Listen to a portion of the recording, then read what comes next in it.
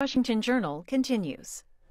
Well, yesterday on this program, we heard from Democratic presidential candidate Marianne Williamson. Today, we welcome another Democrat challenging Joe Biden for the Democratic presidential nomination, Jason Palmer. Vox described you in a headline recently as the guy who beat Joe Biden in American Samoa. That was back on Super Tuesday. What else should viewers know about you? Well, viewers should know that I'm in this race because I believe in ideas, and this should really be an election about ideas. And so if you go to my website at palmerforpresident.us, you'll see we're talking about conscious capitalism, the new collar economy. We're talking about modernizing government. I'm a technology entrepreneur and investor by background, and we really need to pass the torch to the next generation, to people who are entrepreneurs, technologically literate, move our country into the 21st century. We're overdue for that. What is conscious capitalism? So conscious capitalism takes a little while to explain, but let me get into it. So I've been working in a movement that's kind of called the conscious capitalism movement for the last 20 years. It's people who create businesses for good and invest in businesses for basically socially improving purposes. So think of like a company I've invested in called Origin that educates people in prisons and jails, or another company that I've invested in called Credly that's actually building kind of the digital certificates of this 21st century. You know, Google Analytics, Salesforce Administrator, Microsoft certifications, Amazon Web Services certifications. There are now more than 600 credentials that you can earn in less than a year where you can get upskilled to the middle class. It's sort of like the new-collar jobs of our century, like the blue-collar jobs of the 60s and 50s. You don't even have to go to college. You can get yourself to the middle class and beyond with these certificates and credentials. A lot of viewers probably first heard about you on Super Tuesday with that American Samoa victory. When did you actually decide to run for president, and why? It was over the course of October and November, so very late. All of my friends who've been involved in politics their whole life said, this is way too late. You have to start an election 2 years ago. You know, Jason, this is a crazy idea. But at that point, I felt like there was really nobody out there talking about the ideas. We're getting mired in more foreign conflicts. The Republican Party seemed to have kind of a scream fest going on the debates. And I said, you know, I talked to my CEOs. I said, if somebody like me got into the race, would it actually be positive for the country? Enough of them said yes, that I said, okay, let's talk to my investors. Talk to my investors, talk to other people. And basically, I got pretty much unanimous support that I should get into the race and talk about ideas and try to move the country towards a more ideas-based election. Why do you think you're so big in American Samoa? I don't know if I'm that big. Truthfully, I won 51 votes, which was enough to win there. But it was mostly because I did basic campaigning. I really think the other candidates did not campaign there. I did multiple Zoom town meetings. I hired 3 people locally who did a wonderful job. There were all these handmade signs. I mean, I honestly think not enough people take American Samoa seriously, and I took it seriously, and I really care about those people. I'll probably be connected to them for the rest of my life. How do you keep American Samoa from being the high water mark of your presidential campaign? That is a super good question. I've recently, I think, done the first presidential campaign pivot in history to introduce my new organization called Together, ! And Together is going to be focused on electing 20 people to office this fall, some Democrats and some Republicans that bring the country back to the center. We need to bring our country back together. That's been a big part of my message all along, probably the part that's most resonating with people in American Samoa and elsewhere, and kind of take our government back from the crazies, basically. Elected to the office in Congress? Correct, correct. We may also invest in a couple state races, but we're going to mostly focus on Congress. This is something that I did back in 2018 as a private citizen. I invested in 20 women who were running for Congress pretty publicly in February, March of that year. Later in the year, the Bloomberg team picked it up and amplified it much bigger with billions of dollars. And 16 of those 20 got elected. And you probably remember in 2019, it was sort of a freshman class of women that had been elected. This time, we want to elect people who are purple candidates, who believe in working across the aisle, being part of the Problem Solvers Caucus. People who actually come from an entrepreneurially tech-literate background like myself. And in the next week or two, we're getting close to announcing which 5 of those people we're going to nominate as the first 5. And then we're going to move on to the next 5 and all the way to 20 by the time of the election. And if all goes well, I'll have 16 of those 20 elected to Congress or have helped done that. They'll be doing the work, obviously. And it, builds on my background as an investor and a picker of people who are little known like myself, but by Election Day, they'll be well known. You live in Baltimore, Maryland? I do live in Baltimore, Maryland, yeah. Why not run for Congress in Baltimore, Maryland? Why set your sights on President of the United States? That's a good question. I actually have a favorite candidate. My own state has a Senate race going on, and also recently my congressman decided to resign, and there's a new Congress race going on there. I actually like the candidates for mayor, Senate, and Congress in Maryland, and will support all three of them. It's a timing thing. There was not a focus on congressional races back in October, November when I decided to get in the race. And also, honestly, if you run for one of the 435 Congress seats, people don't notice your message. The ideas are important to get out there. You like your local and state elected officials. Do you not like Joe Biden? No, I do like Joe Biden, actually. Joe Biden and I agree on probably 90% of things. But there are a couple key things where we differ. The federal government is running a massive deficit for many years, Trump and Biden administrations, and we need to get the federal deficit into balance, which I have a plan to do over 5 years. I'm a Quaker by background, and I've been speaking out on Gaza since October, November last year, that we need to have a ceasefire there. We need to work towards a two-state solution. The Netanyahu government has been a terrible partner for the United States, not just this year, but for many years. And the Gaza policy has been changing. I've noticed the Biden administration changing it. I know Marianne Williamson was on this show just yesterday, and I agree with her on a lot of things and have met her on the campaign trail and admire her position on Gaza, actually. Jason Palmer with us in this half hour of the Washington Journal, taking your phone calls. Democratic presidential candidate, 202-748-8000 for Democrats to call in with your questions. Republicans can call in as well, 202-748-8001. Independents, it's 202-748-8002. You've talked a little bit about your tech investment career, but take us through your career and how you got to that. Sure. So when I went to the University of Virginia, like you, and I was a government major. Larry Sabato was my favorite professor. I thought I would go into government my whole life, honestly. But my fourth year at UVA, I started to start a business. It was called the Corner Meal Plan, and it was a way for students to eat at all the restaurants around campus instead of at the cafeteria. Built a debit card business from scratch. I've been kind of a computer science guy since the beginning, even before there were computer science majors, honestly. And that led to, starting a company in Silicon Valley, starting a company graduating from business school, sold 2 of those companies, failed pretty spectacularly with one company, and now roll forward to today. I've worked for Bill Gates twice. I've created multiple technologies and patents, and I've invested in 30 companies that are helping to improve the world a little bit. What'd you do for Bill Gates? So I was at the Bill and Melinda Gates Foundations for 3 years and worked on higher education innovation. As your listeners probably know, higher ed is way too expensive, and that's partly why we've been pioneering these new-collar economy pathways, or alternative pathways, they're sometimes called, where you can learn for 6 or 12 months, get a credential, and go straight to the middle class. When you were a kid, were you one of those kids who wanted to grow up and be president? Yes, I was, actually. I have on my website a book report I did on Abraham Lincoln, George Washington, and, I'm here to say to all the kids out there who watch, or parents who used to want to be president, that you can get involved in public service. You can run for office. Now, not everybody wants to run for president. You take a lot of arrows running for president that are different than if you run for school board or if you run for mayor of your small town. But if you want to get big ideas out there, and that's what I want to do, president is the place to run. Does it take a lot of self-funding money to do this and get big ideas out there? It has. We need to move to a system of public funding so that this isn't something that only relatively well-off people can do.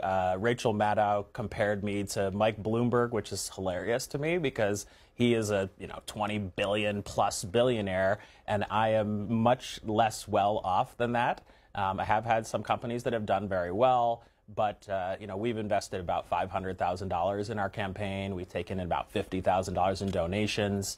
This is run on a shoestring. You're supposed to have $1 billion to run for president, which is crazy. We shouldn't be like that in the United States of America. What's the path forward here? What happens in your mind at the Democratic National Convention this summer? Yeah, so we're still negotiating the details of that, but my goal is to give the people of American Samoa a voice on stage, to share a little bit more about their culture and the issues that they care about. There are many territories in the United States that don't get enough attention. Puerto Rico is probably the one that gets the most attention, but it's also been crapped on a lot. The people of Puerto Rico are overdue for statehood. People of Washington, D.C. are overdue for statehood. Northern Marianas, Guam, Virgin Islands. There are, many parts of the United States that don't get enough airtime, and people don't know that we have these colonies that are now territories all over the world.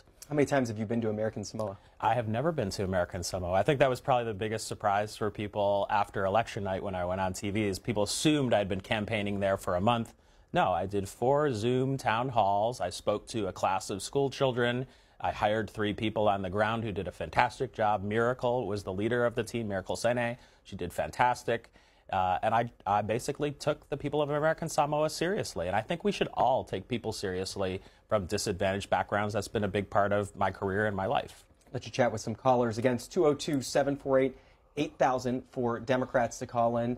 202-748-8001 for Republicans. Independents, it's 202-748-8002. Jason Palmer is our guest, and the website for his campaign, palmerforpresident.us. That's correct. This is Jordan, California, Independent. Good morning.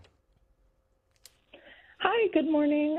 I haven't gotten a chance to actually look at your campaign website, just a heads up, but I did want to just right off the bat go ahead and ask if you are in favor of an immediate ceasefire in Gaza and halt of shipment of any weapons and, bombs, planes, anything like that to Israel. Thank you.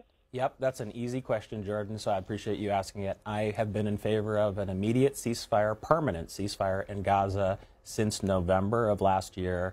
The Netanyahu government is corrupt, and we can no longer be providing arms to them. Now, partly that comes from my Quaker background. As a Quaker, I'm always looking for what is the most peaceful solution with the least loss of life. But this is a super core important position to me. What are your views on the war in Ukraine?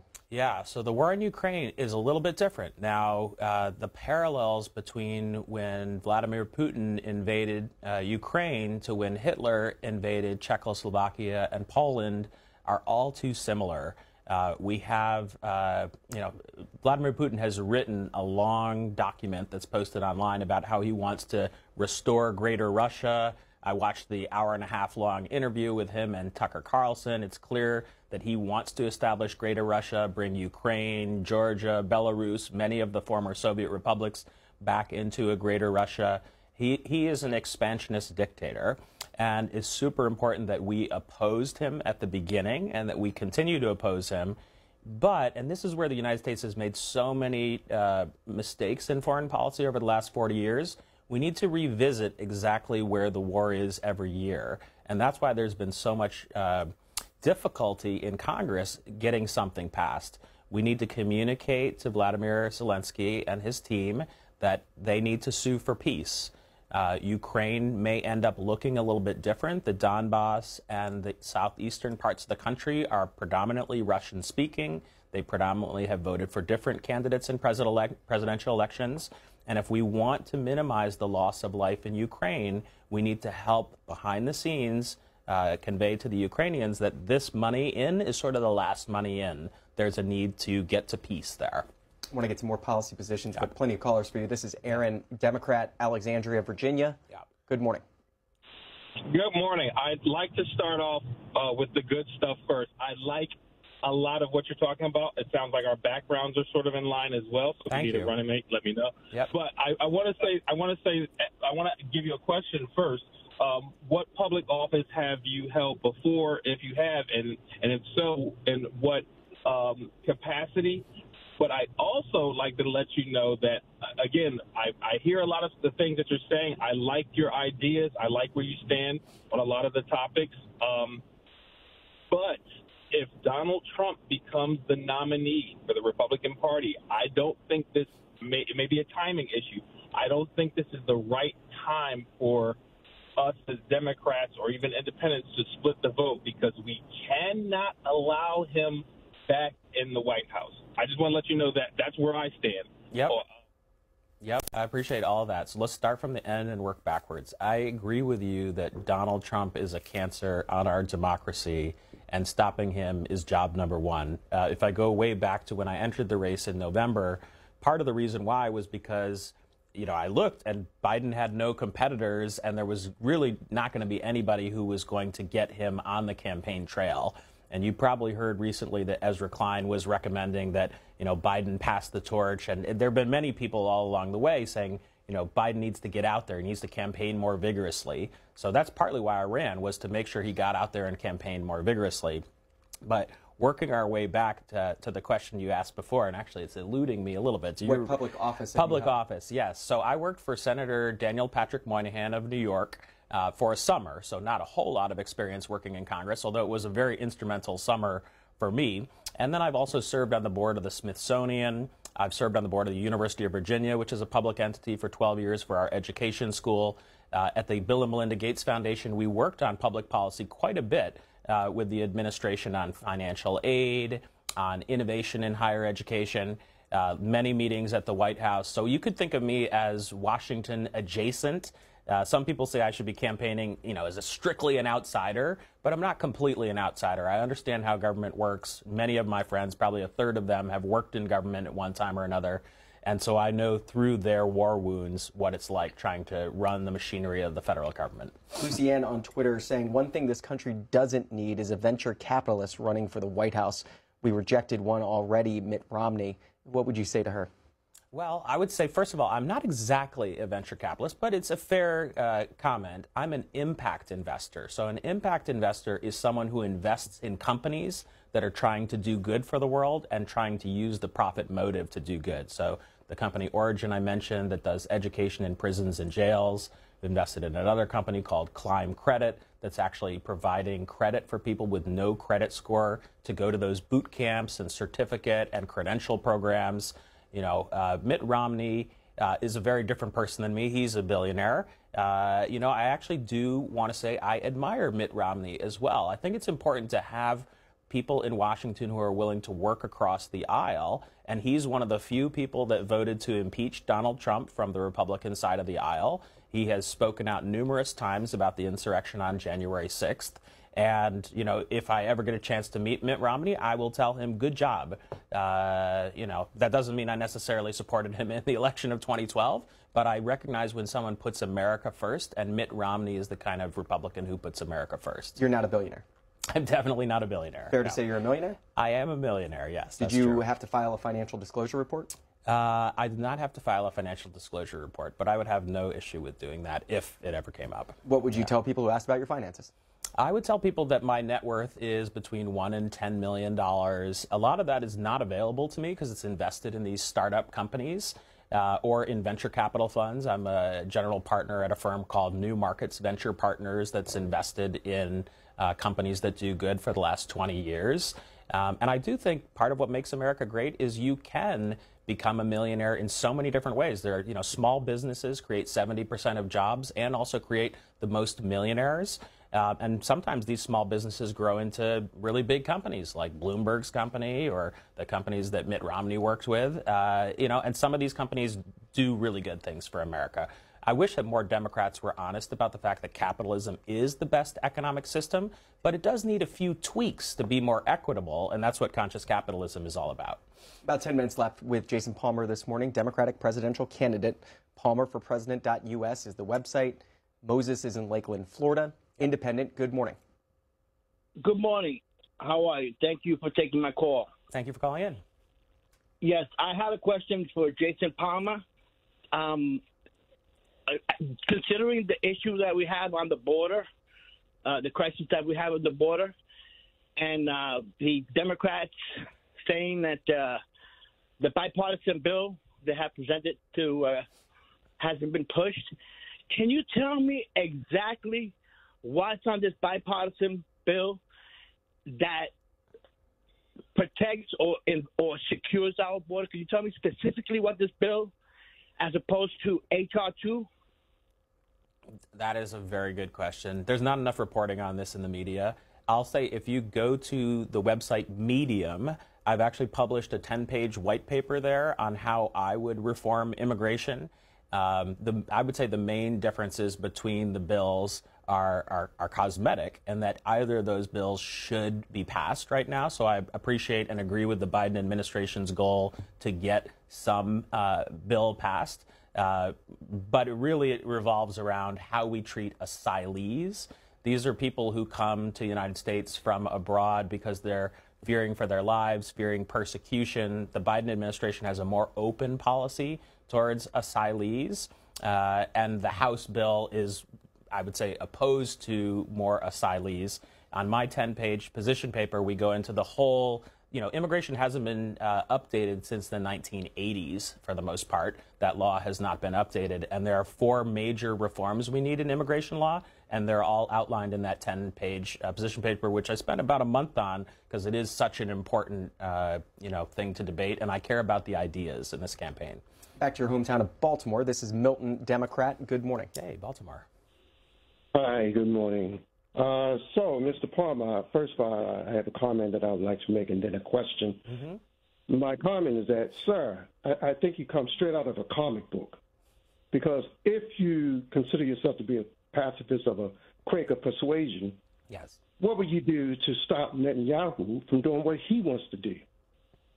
He's an elected official over there. We have no right to tell him what to do, just like we can do it. And we have a political affiliation party over here who's all for what he does, and you would just be one branch of the government trying to stop them from doing what they want to do. And that's my question for you, sir. Okay, well, I don't know if you heard the previous caller a few callers ago, but I've been advocating for a ceasefire in Gaza since October and November. Not just a temporary one, a permanent ceasefire. And the United States can do a lot here, actually. We provide about $5 billion in military aid to Israel, even during good times, and that has gone up since then. And we can halt all military aid so that our bombs and our weapons are not being used to kill and displace millions of Gazans. And that will have an influence on the Netanyahu administration. We can also support the people who are rallying in the streets against that government. Netanyahu only has about 30% support in Israel. And I agreed with Chuck Schumer when he stood up and said that Netanyahu has to go.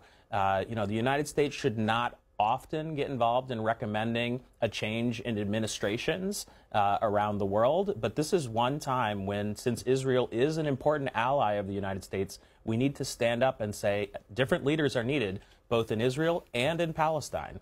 South Orange, New Jersey. This is Pamela, Independent. Good morning. Good morning, Mr. Palmer. My concern is about Section 230. Do you think there needs to be anything to change there? There's a lot of Americans' data that is being used for the benefit of not just tech companies, but a lot of big companies across the world. Their data is being leveraged. You can go online. You can get anything about anyone and extend out all the way to their families. So do you think anything needs to change there, and if so, what? Yes. To protect American data. Yes, good question. So another example where our laws have not been updated in this case about 30 years. And, all of our laws should be revisited on a regular 5 or 10-year basis. And this is another thing I've been recommending on the campaign trail is every time a law is passed, we should set impact metrics for it. And then we should check back. It should be the executive branch's job to check back and say, well, this was intended to alleviate poverty. How has it done? Has it actually achieved its objectives? Now, on Section 230, people's data should belong to themselves. This is a position that's shared by about 80% of Americans, and companies should have to go through more hoops to get you to share your data and actually agree and understand how your data is being used. Section 230 hasn't been updated in 30 years. I would convene a bipartisan panel with a number of experts to come together and actually propose an upgrade to that law. I don't have one like waiting in the wings like immigration, where I have a 10-page white paper, but this is an area that's overdue for upgrading. Now, one of the things I do talk about in my campaign, though, is we need a Department of Innovation and Technology at the same level as the Department of Education, Department of Agriculture, Department of Commerce. It's amazing that we're in the 21st century and we don't have this department. so that things like Section 230 can be regularly updated in terms of their interpretation. Or recently, with Mark Zuckerberg and others testifying before Congress about internet privacy and children's safety, like the Department of Innovation and Technology could be upgrading the regulations around that on a regular basis if we actually had an executive branch department whose job was to focus on these things and do that. If we had impact metrics, what's one or two laws that you think would do very well in those metrics from the past 10 or 20 years? And what's one or two laws that you think would show that it was a failure? That's a great question. I have never had before. Well, I would focus probably on poverty myself. I'm a fan of the war on poverty that we implemented in the 1960s and have been upgrading since, but we haven't been honest about whether it's worked or not. Is TANF actually working? Are food stamps actually working? And now there are research projects that are spooled up every once in a while by academic branches of various colleges and universities. But, is it generating the return on investment that we need? Right now we have about 40 anti-poverty programs that are larger than $20 million a year. And which ones are working better? Let's invest more in the programs that are working well. Let's spool down the programs that are not working. We need to bring kind of a business mentality or a metrics mentality to government. Samantha on Twitter wants to know when you're going to debate Joe Biden.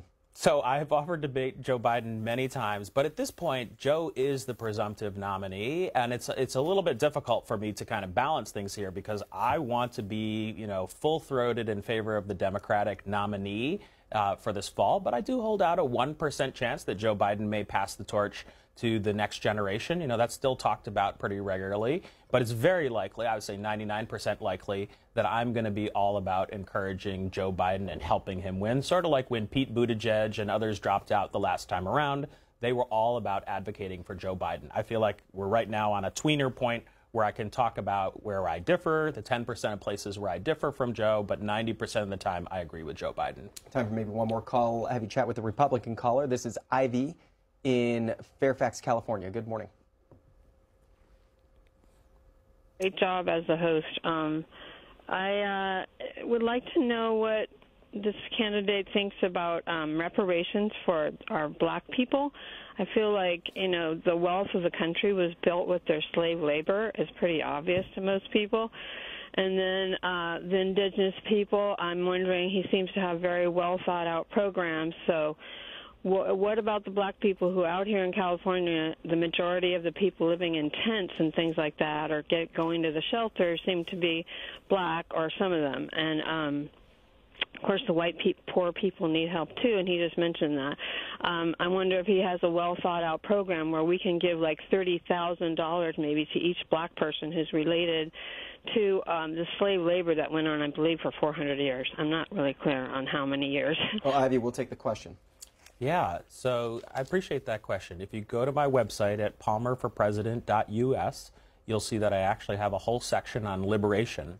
And I do believe that the United States should have and convene a panel of experts on slavery, to sort of like the Truth and Reconciliation Commission that was used in South Africa after Mandela got out of prison, to walk through and re-explain to the American people about how slavery was a key part of our founding. I'm a fan of Nicole Hannah-Jones and the 1619 Project and Ta-Nehisi Coates and his books. And, I do think, and I've said publicly many times before, but not enough, because this question doesn't come up enough, that there needs to be a countervailing conversation that's happening for all these people who are worried about critical race theory in schools. Like, we were founded on slavery. It is one of the, it is the original sin of American democracy, and we haven't done enough. But I also say I've spent enough time with the people who've been thinking about this a long time that just giving, African Americans $30,000 or something like that, that's not enough. There actually needs to be a major program, probably 25 years in length, and lots of things to help them build more businesses in their communities, help them go to college and these other credential programs. And it really needs to be a moment of national healing and reconciliation. About a minute left. I did want to ask you, you mentioned your Quaker background a couple times. Two presidents in this country's history are Quakers. Do you know who they were? I do know Richard Nixon was a Quaker. I'm curious who the other Quaker was, though. According to Pew Research, Herbert Hoover was the other Quaker. Do you have a favorite president? Do I have a favorite president? Well, Abraham Lincoln is pretty hard to beat. So I would have to go with Abraham Lincoln, like off the cuff. But, you know, I've looked back, and a lot of presidents who served 2 terms, like Dwight Eisenhower, was a Republican who I admire when I look back and understand the history of the 50s. He also railed against the military-industrial complex, which as a Quaker I care a lot about and think we should have a different size investment in defense and military. And then Bill Clinton recently, I think, did an exceptional job. He got the federal government back to balance. He oversaw the beginnings of the Internet. And, you know, he's someone I admire. Jason Palmer is a Democratic presidential candidate. You can read more about him at palmerforpresident.us. Appreciate the time on the Washington Journal. Thanks for having me on.